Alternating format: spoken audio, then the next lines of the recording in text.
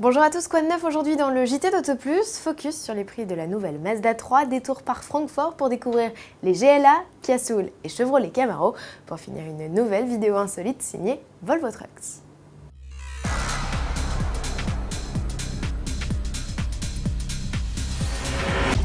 Le salon de l'automobile de Francfort bat son plein outre-Rhin et parmi la centaine de nouveautés présentées sur la biennale allemande, il y a un stand sur lequel nous ne nous sommes pas encore arrêtés, c'est Chevrolet.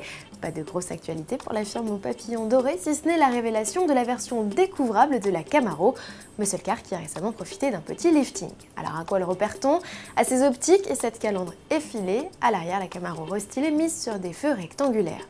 Sous le capot RAS, puisque le V8 6 litres de 432 chevaux est toujours de la partie, il est associé à une boîte automatique manuelle ou automatique à 6 rapports et permet au cab d'atteindre 100 km/h en 5 secondes 4, soit 2 dixièmes de plus que le coupé. Le tarif de la Camaro découvrable est fixé à 48 000 €, c'est 5 000 € de plus que la version fermée, mais à laquelle il faudra ajouter, quoi qu'il advienne, 6 000 € de malus. Et toujours à propos de chiffres, Mazda vient de révéler les tarifs de sa numéro 3, la compacte future concurrente des Renault Mégane et autres Peugeot 308, affiche un ticket d'entrée à 22 600 € avec le tout nouveau bloc essence 120 chevaux. La version diesel 150 chevaux démarre à 27 200 €.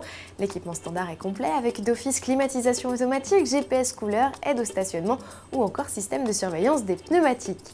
Le niveau supérieur profite d'un affichage tête haute et d'un système audio Bose. Il reste proposé avec le bloc diesel 150 chevaux.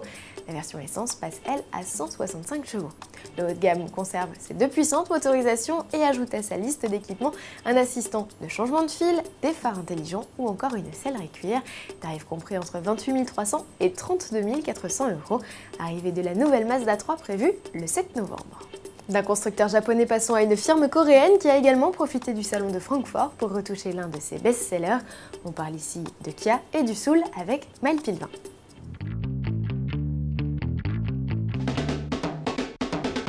Chez Kia, c'est la seconde génération du Soul qui fait son apparition pour la première fois en Europe.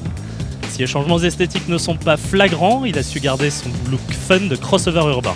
Pourtant, il s'agit bien d'un tout nouveau modèle, reposant désormais sur la plateforme de la compacte de la gamme, la Ceed.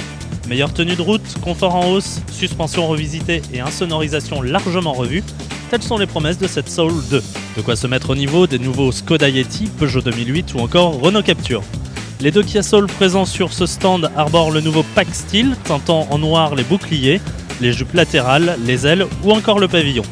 Côté équipement, on note l'arrivée de phares à LED, de projecteurs Xenon, de la sellerie cuir ou encore de l'ouverture et de la fermeture main libre. À son lancement en mars 2014, ce Kia Soul 2 optera pour un bloc essence de 130 chevaux et un diesel de 128 chevaux. SUV urbain toujours mais premium, cette fois les BMW X1 et Audi Q3 peuvent trembler, Mercedes DN sont GLA, une nouveauté que vous présente sans plus attendre Jean-Philippe Péden.